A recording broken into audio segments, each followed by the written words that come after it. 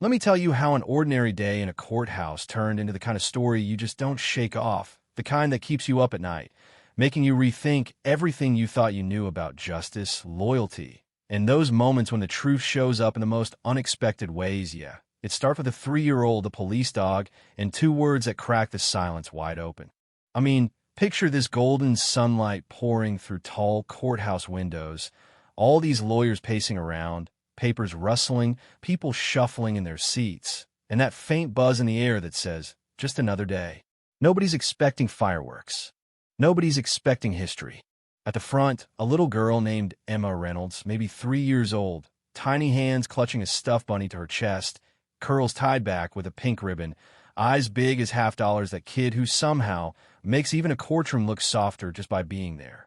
Her mom, Rachel, is beside her, looking like she's holding it together with sheer willpower and caffeine, collar straight, face tight, running through her testimony in her head because she's about to be called as a witness in some warehouse robbery case. You know how it is. She saw something through her kitchen window 6 months back, some mass figure running off, and now, because there's nobody to watch Emma, the judge lets the little one stay, so long as she keeps quiet. Yeah, right? So, just as things settle down, the bailiffs open the door, and in marches Officer David Crosstall, stiff, all-pressed blues and shiny badge with Rex, his K9 partner, a black and tan German shepherd who walks like he's on parade, eyes sharp, harness gleaming. The judge enters, court comes to order, and everyone's playing their part. Until Emma suddenly turns her head, eyes locked on that dog and his handler. And I kid you not, she pipes up with 2 words, clear as day, bad man. You know that sound when a room full of people stops breathing at once? That's what happened. Even the judge lost her place, just staring. Rachel is horrified, hissing, Emma, honey, what did you say? Trying to smooth it over, but Emma's not confused. She points not at the dog, but at Officer Cross. Bad man, she says again, voice steady this time. You could have heard a pin drop. And for the first time all morning, Cross's face wobbles. Just for a second, something flickers there, something real before he goes back to stone-faced. The Judge Matters, doesn't miss a beat. Is there a problem? She asks, voice like cold water. Rachel tries to explain she's just a child, probably scared, probably tired. But Emma leans in and whispers again, he locked me. It's like someone sucked all the air out of the place. The assistant district attorney, Michael Green, asks for a recess, and before you know it, the judge is ordering Officer Cross to her chambers. The courtroom's buzzing, everyone's whispering, and Rex, the German shepherd, glances back at his handler, ears twitching like he's listening for something the rest of US can't hear. Inside those chambers, it's a different kind of quiet, thick, tense, everyone trying to figure out if what just happened is what they think just happened. Cross stands in front of the judge's desk, arms folded, trying to look insulted, not rattled. He says, with all due respect, Your Honor, she's 3 years old. That's hardly an admissible accusation. But the judge isn't buying it. She didn't just say you're a bad man, she points out. She said you locked her. That's not something you ignore. Meanwhile, out in a little waiting room, Rachel's holding Emma tight, shaking. In walks Detective Elijah Monroe, Internal Affairs, the guy with 25 years and a look that says he's seen everything and still wants to know more. He crouches down, asks Emma gently if she remembers where she saw that man before today. Emma hides her face, then finally whispers, in the dark place with the barking. Her mom's tearing up, and Monroe goes very still. What dark place, baby? Emma points down. It smelled like metal. Then comes the kicker. Monroe asks if the man hurt her. Emma shakes her head, but then she says he hurt the dog. That's when a detective sits up. Turns out the only time Emma was ever apart from her mom in the city was last fall. Lost for 2 hours during a block party found in a locked utility shed by the old train depot. Scratches on her arms. Police said she probably wandered in, door closed behind her by accident. Rachel can't remember which officer responded, but Monroe orders the incident report, wants that name.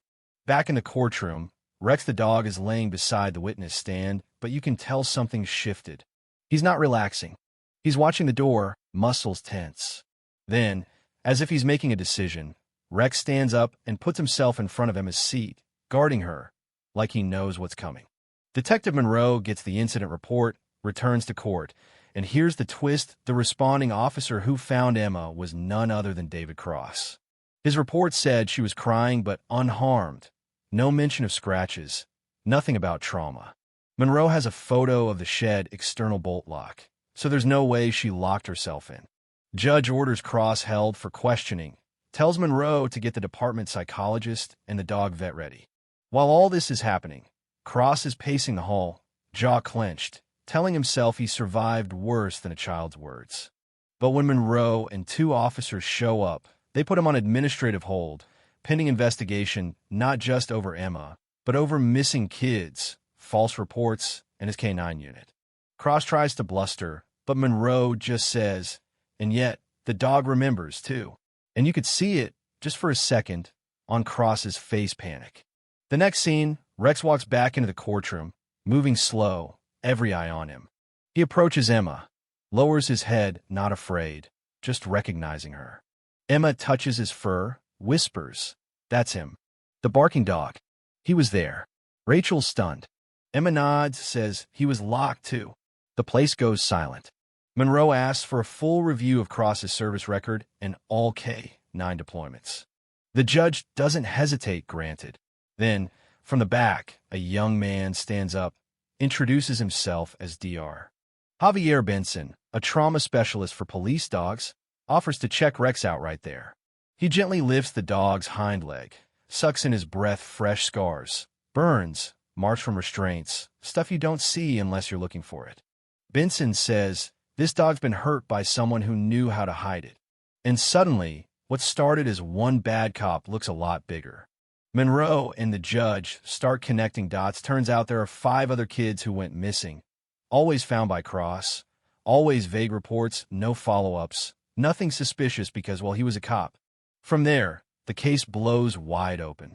Forensics pulls deleted video from a patrol dash cam. Cross was at the scene when Emma was found. They raid his storage unit, find case files, photos, memory cards, a rusted kennel with claw marks, and a collar marked with Cross's badge number. That's all they need. They bring Cross in, show him the evidence. Rex at Monroe's side. The officer goes pale, looks at the photos, then at Rex, and finally cracks, says, I'll talk, but I want protection. I wasn't the only one. It goes higher. The rain starts outside, but inside, you can feel the storm breaking. The truth is out. The web starts to unravel. Senior detectives, a forensic tech, all tied up in protecting one of their own. The courtroom is packed, now reporters, families, cops off duty, everyone waiting for justice. Cross pleads guilty, 6 counts: child endangerment, abuse, obstruction. His confession brings down the others, but the focus isn't on him. It's on Emma and Rex. She sits beside the witness stand, hand the dog's fur, Rex wearing AK-9 therapy vest, calm as ever. The prosecutor, Lorraine Shepard, stands and makes her final statement, saying, this courtroom has seen horrors, but also something extraordinary: truth revealed by a 3-year-old and a loyal dog. She calls for real change, not just a sentence. The judge sentences Cross to 40 years, no parole, says the testimony of a child and a dog changed everything. Gasps echo as Cross is led away. Emma holds Rex close, safe at last. Later, outside in the courthouse garden, Monroe kneels by Emma, asks if she wants to say goodbye to Rex. Emma frowns, says he's not leaving. Her mom, eyes shining, says they want to adopt him. Monroe smiles. He deserves to be with his hero. The district attorney launches the Emma Rex Initiative, independent K-9 oversight, trauma-informed protocols, sweeping reforms. Photos of Emma and Rex go viral, symbols of hope and justice. In her new home, Emma sleeps with Rex beside her, never afraid again, whispering to him, you stayed. And Rex, loyal to the end, knows he's finally home. Sometimes the truth stands up on 2 feet, sometimes on 4. Sometimes it's shouted, sometimes it's whispered or even barked. If this story got to you, if you believe we need more courage from kids, from animals, from anyone who sees something wrong and says it out loud, let's hear your thoughts. Was justice really served? Who do you trust to keep your community safe?